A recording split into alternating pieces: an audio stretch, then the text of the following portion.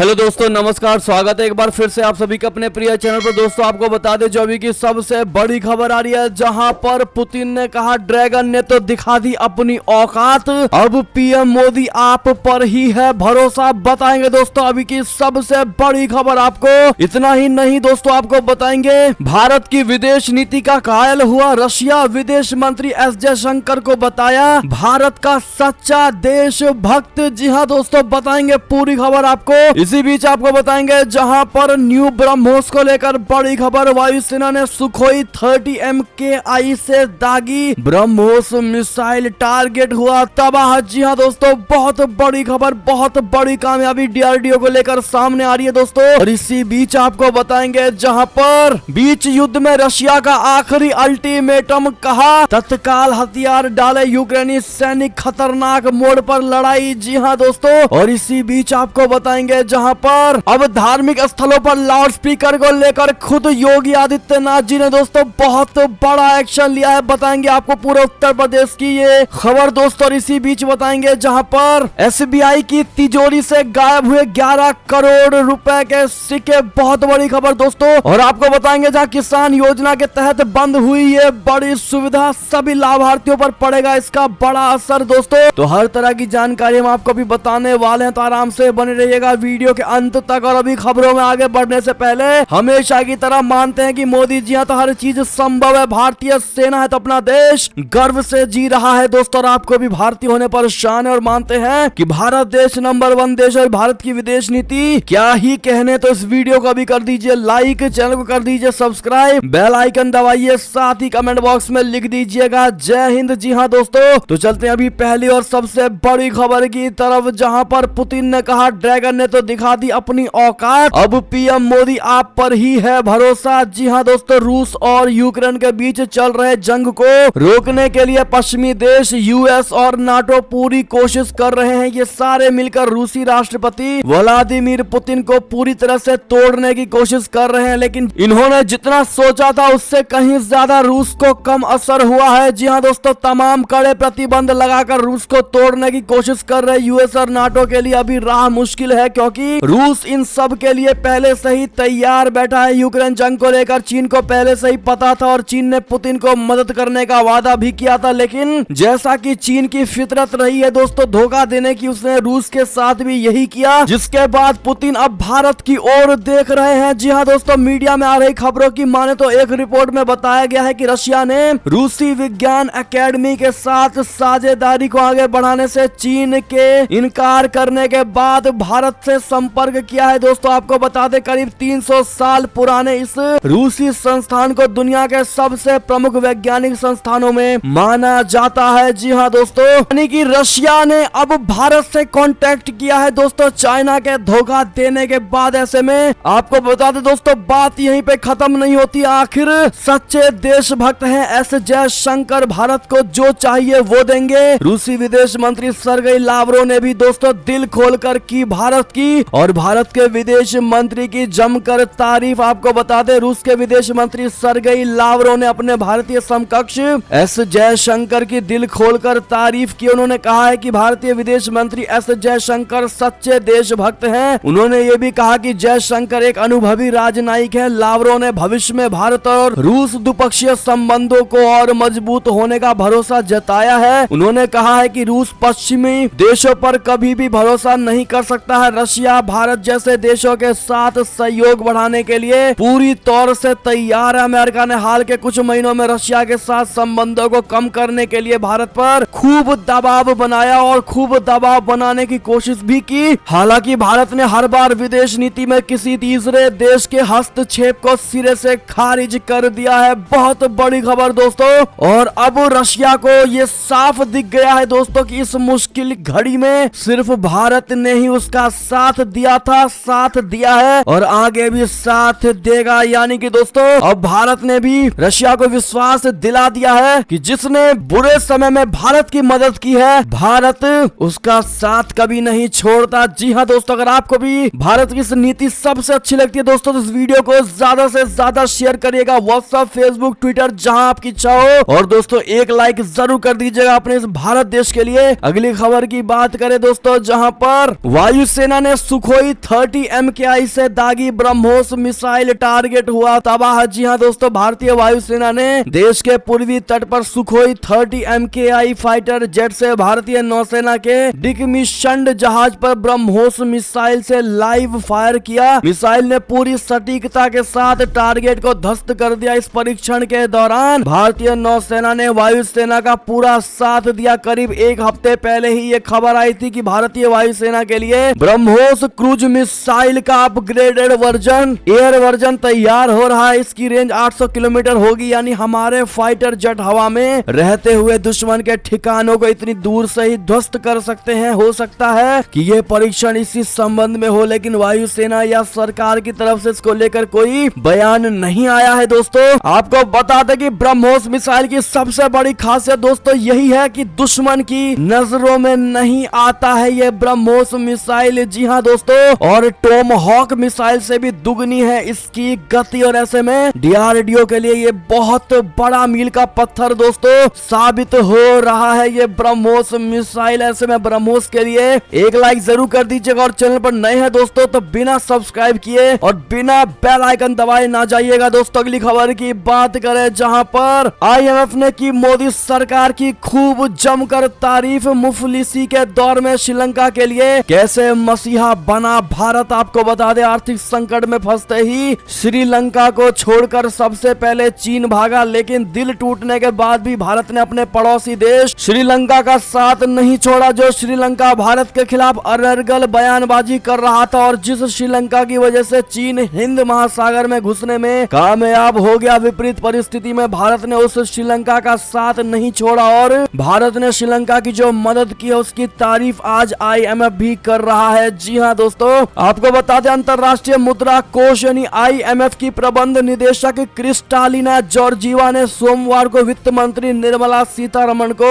आश्वस्त करते हुए श्रीलंका के आर्थिक संकट से निपटने में भारत की जमकर मदद की सराहना की, और कहा है कि IMF सक्रिय तौर पर श्रीलंका की मदद करेगा। दरअसल IMF ने शर्तें नहीं मानने की वजह से श्रीलंका की मदद करने से इनकार कर दिया था, जिसके बाद भारत ने IMF के सामने श्रीलंका की पैरवी की है, और अब IMF ने श्रीलंका को मदद देने का आश्वासन दिया है। भारत ने श्रीलंका की तरफ से बाकायदा IMF के सामने प्रेजेंटेशन भी दिया है। यानी कि दोस्तों भारत ने जिस भी देश की मदद की है दोस्तों, उसकी मदद बुरे समय में भी की है। अगर वो देश दिवालिया भी हो जाता है दोस्तों, तब भी भारत ने उसकी मदद से पीछे पैर नहीं खींचे हैं। यानी कि दोस्तों चाइना का हमने 2 बार देख लिया, तो फिलहाल की खबरों में दोस्तों रशिया का साथ छोड़ दिया चाइना ने, जब देखा कि अब रशिया के पास कुछ नहीं रह गया, और ऐसे में अब श्रीलंका का भी साथ छोड़ा गया है दोस्तों, क्योंकि श्रीलंका का दिवालिया निकल चुका है। लेकिन भारत ने दोस्तों ना श्रीलंका का साथ छोड़ा ना ही रशिया का, यानी भारत ने दिखा दिया है कि भारत कच्ची गोलियां कभी नहीं खेलता। अगली बड़ी खबर की बात करें दोस्तों, जहां पर पूर्वी यूक्रेन में रूस ने तेज किए हमले। IMF ने कहा युद्ध से पूरी दुनिया में बढ़ेगी महंगाई। जी हाँ दोस्तों, अंतरराष्ट्रीय मुद्रा कोष ने कहा है कि यूक्रेन में युद्ध की वजह से पूरी दुनिया में महंगाई बढ़ रही है। ये पिछले अनुमान के मुकाबले कहीं अधिक समय तक जारी रहेगी। IMF ने वैश्विक वृद्धि पूर्वानुमान को इस साल के लिए जनवरी से 0.8% कम करके 3.6% कर दिया है। अगली खबर की बात करें, जहां पर तत्काल हथियार डालें यूक्रेनी सैनिक।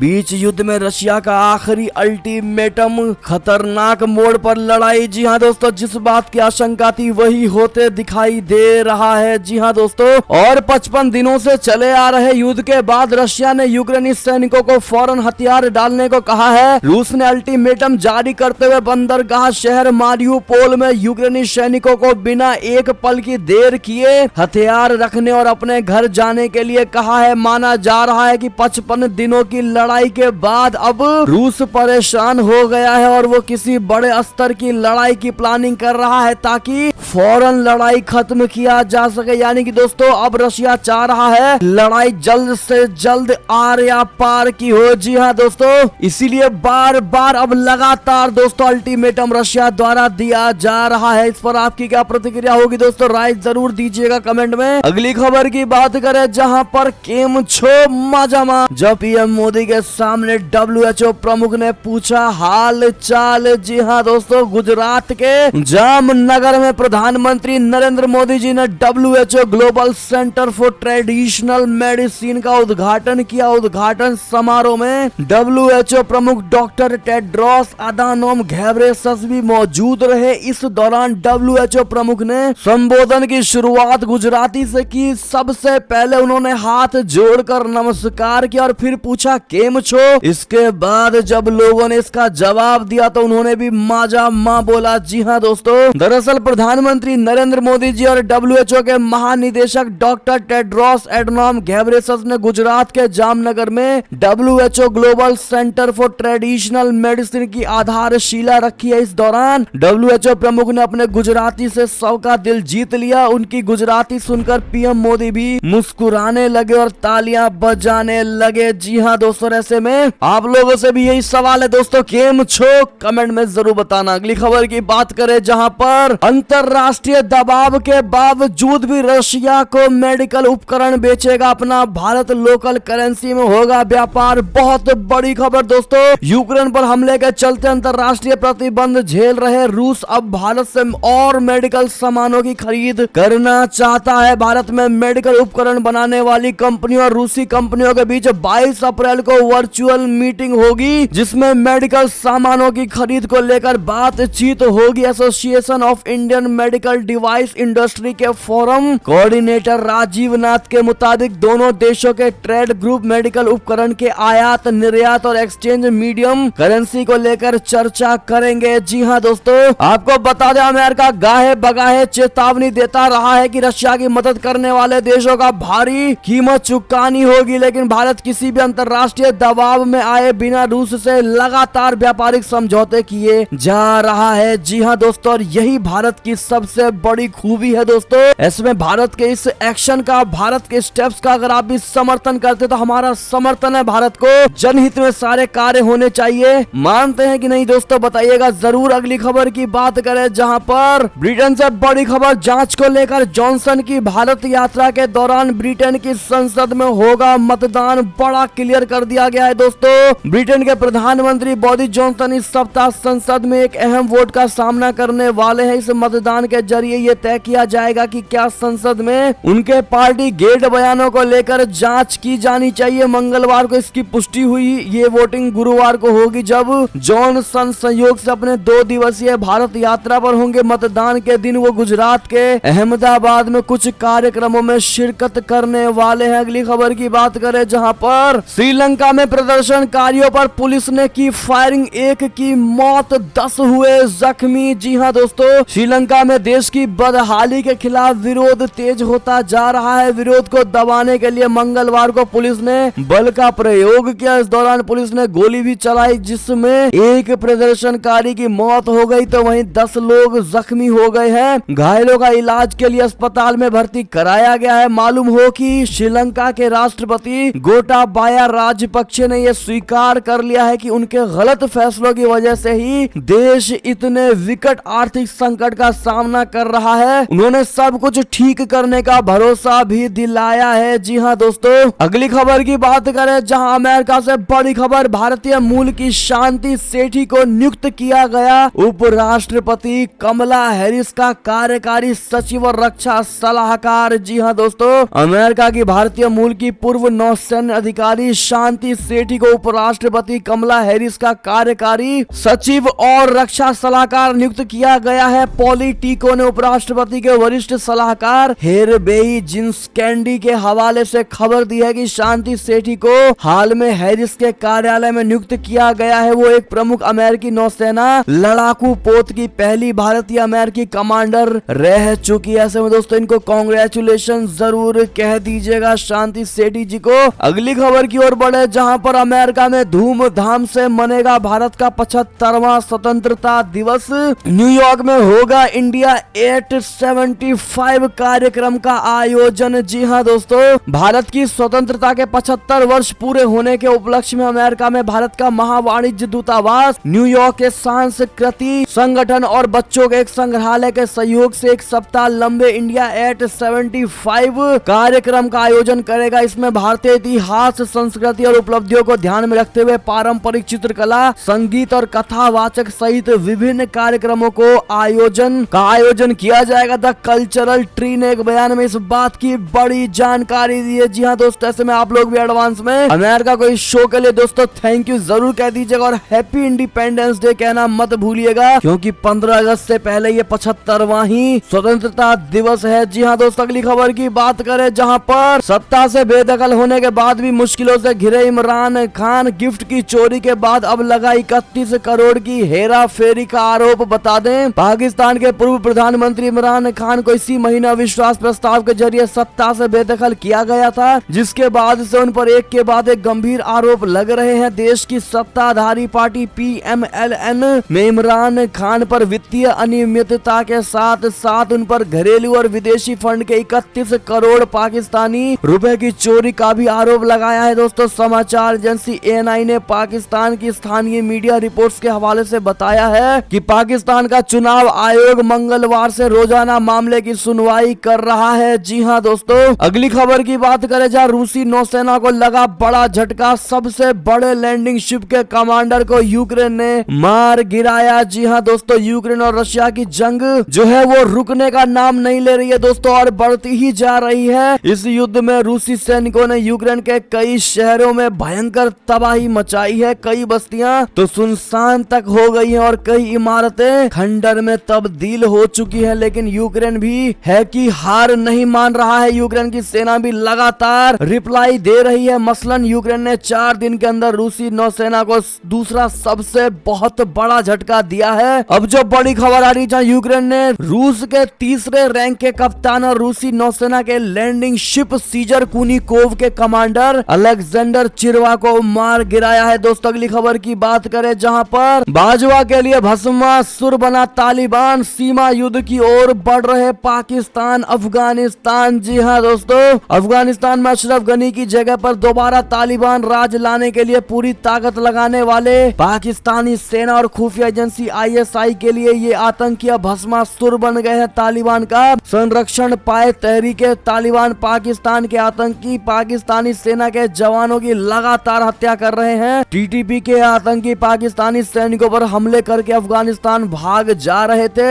इसके जवाब में इतिहास में पहली बार पाकिस्तानी वायुसेना ने अफगानिस्तान में घुसकर हवाई हमला किया है। इस हमले में करीब 50 लोग मारे गए, जिससे तालिबान भड़क गया और दोनों देशों के बीच सीमा पर जंग के हालात बन रहे हैं। जी हाँ दोस्तों, और अब तालिबान ने कह दिया है कि किसी को भी नहीं छोड़ेगा, किसी को भी नहीं बख्शेगा। अगली खबर की बात करें, जहां पर शहबाज शरीफ की कैबिनेट में बिलावल भुट्टो नहीं हुए शामिल। क्या है बड़ी वजह, हम आपको बताते। पाकिस्तान में प्रधानमंत्री शहबाज शरीफ की कैबिनेट ने मंगलवार को शपथ ले ली। कैबिनेट में 3 मिनिस्टर ऑफ स्टेट समेत 34 मंत्री, इसके अलावा प्रधानमंत्री के 3 सलाहकारों ने शपथ ली है। हालांकि पाकिस्तानी पीपल्स पार्टी के चेयरमैन बिलावल भुट्टो ने मंत्री पद की शपथ न लेकर सभी को चौंका दिया है। पहले कहा जा रहा था कि बिलावल शहबाज शरीफ की कैबिनेट में विदेश मंत्री बनेंगे। इससे पहले आसिफ अली जरदारी ने भी कैबिनेट में शामिल होने से इनकार कर दिया था। ऐसे में कयास ये लगाए जा रहे थे कि क्या पाकिस्तान की गठबंधन वाली नई सरकार में सब कुछ ठीक नहीं चल रहा है। आपको क्या लगता है दोस्तों, क्यों बिलावल भुट्टो ने कोई पद नहीं लिया? कमेंट में लिखकर जरूर बताइएगा जो भी आपको लगता है। दोस्तों, अगली खबर की बात करें, जहां पर कोरोना को लेकर बड़ी खबर, 24 घंटे में 26% बढ़े कोरोना के केस। आज DDMA की बैठक में हो सकता है पाबंदियों का बड़ा ऐलान। जी हाँ दोस्तों, राजधानी दिल्ली में कोरोना की रफ्तार अब डराने लगी है। पिछले कई दिनों से लगातार रिकॉर्ड तोड़ मामले दर्ज किए जा रहे हैं। अब एक बार फिर दिल्ली में कोरोना के 24 घंटे में 632 मामले सामने आ गए। सोमवार को राजधानी में कोरोना के 501 मामले दर्ज हुए थे और इस तरह से दिल्ली में 24 घंटे में लगभग 26%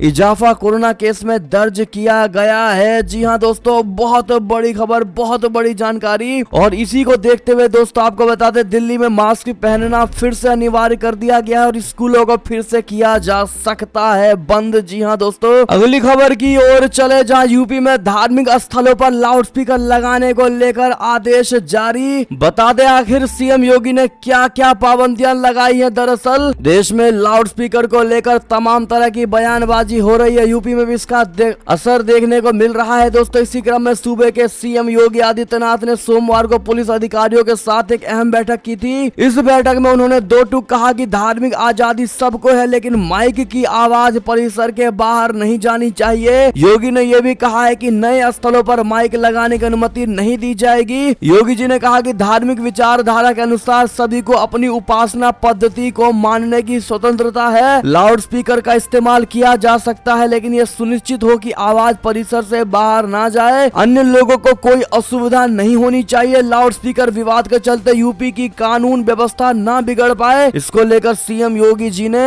निर्देश जारी किया है। जी हाँ दोस्तों, ऐसे में योगी जी के बात का क्या आप समर्थन करेंगे? हाँ या ना में जवाब जरूर दीजिएगा दोस्तों। बढ़ते अगली बड़ी खबर की तरफ, जहां पर क्या राज ठाकरे की धमकी का है असर? मुंबई की 72% मस्जिदों ने कम कर दी लाउड स्पीकर की आवाज। जी हाँ दोस्तों, महाराष्ट्र में लाउड स्पीकर को लेकर जारी विवाद के बीच मुंबई में मौजूद 72% मस्जिदों ने अजान के दौरान लाउड स्पीकर की आवाज कम कर ली और इसके अलावा कई मस्जिदों ने सुबह की अजान के लिए लाउड स्पीकर का इस्तेमाल ही बंद कर दिया है। जी हाँ दोस्तों, मुंबई पुलिस द्वारा हाल में जारी किए गए सर्वे में ये बहुत बड़ा खुलासा, बहुत बड़ी बात निकलकर सामने आई है। जी हाँ दोस्तों, क्या ये राज ठाकरे का असर है? कमेंट में लिखकर जरूर बताइएगा दोस्तों। बढ़ते अगली खबर की तरफ, जहां पर दिल्ली के जहांगीरपुरी हिंसा मामले में बहुत बड़ी कार्रवाई, 5 दंगाइयों पर लगा एनएसए। जी हाँ दोस्तों, गृह मंत्रालय का सबसे बड़ा एक्शन बता दें, राजधानी दिल्ली के जहांगीरपुरी में हुई हिंसा मामले में केंद्रीय गृह मंत्रालय ने बहुत बड़ा एक्शन लिया है। गृह मंत्रालय ने हिंसा में शामिल 5 आरोपियों पर एनएसए लगाया है। इन 5 आरोपियों के खिलाफ एनएसए के तहत कार्रवाई की जाएगी। जी हाँ दोस्तों, गृह मंत्रालय की ओर से जारी किए गए आधिकारिक बयान में कहा गया है कि हिंसा के मुख्य आरोपी अंसार सलीम, सोनू शेख, दिलशादी और अहीद के खिलाफ नेशनल सिक्योरिटी एक्ट के तहत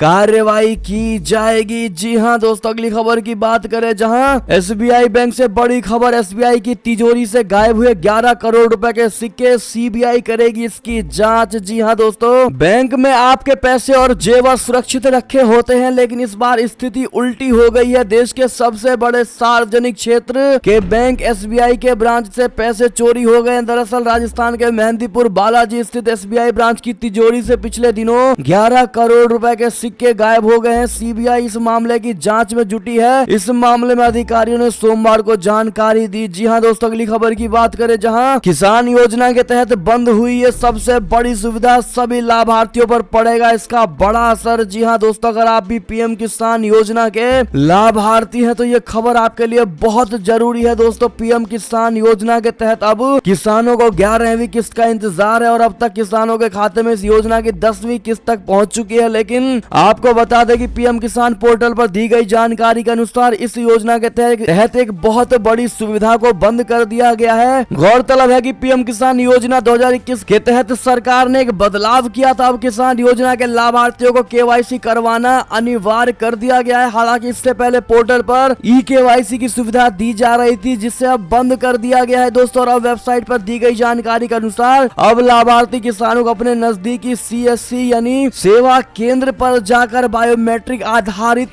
केवाईसी ही कराना होगा। जी हाँ दोस्तों, अब ऑनलाइन घर बैठे नहीं कर पाएंगे केवाईसी, और ऐसे में बिना टाइम वेस्ट के दोस्तों आप अपना केवाईसी अवश्य करा ले। और कितने भाई बहनों का केवाईसी हो चुका है कमेंट में हमें जरूर बताइएगा दोस्तों। और ऐसे में ये थी अब तक की सारी बड़ी खबरें। आपको हमारी खबर कैसी लगी? आशा करता हूँ बहुत अच्छी लगी होगी। अगर थोड़ी भी अच्छी लगी है तो इस वीडियो को भी अपने भाई बंधुओं में व्हाट्सएप, फेसबुक, ट्विटर के जरिए पूरे भारत में शेयर करना बिल्कुल मत भूलिएगा दोस्तों। और अभी कर दीजिए इस वीडियो को लाइक, चैनल को कर दीजिए सब्सक्राइब, बेल आइकन दबाइए, साथ ही कमेंट बॉक्स में लिख दीजिएगा जय हिंद जय भारत। तो मिलते हैं आप अगली बड़ी खबर में दोस्तों, तब तक अपना ख्याल रखिएगा। आप सभी का बहुत बहुत धन्यवाद साथ देने के लिए, साथ बने रहने के लिए। और खबरों का सिलसिला लगातार हमारे चैनल पर जारी है, तो अपडेट रहना बिल्कुल मत भूलिएगा दोस्तों। अगली खबर का इंतजार करिएगा। मिलते हैं आप अगली बड़ी खबर में, तब तक के लिए जय हिंद जय भारत, जय श्री राम, वंदे मातरम, हर हर महादेव।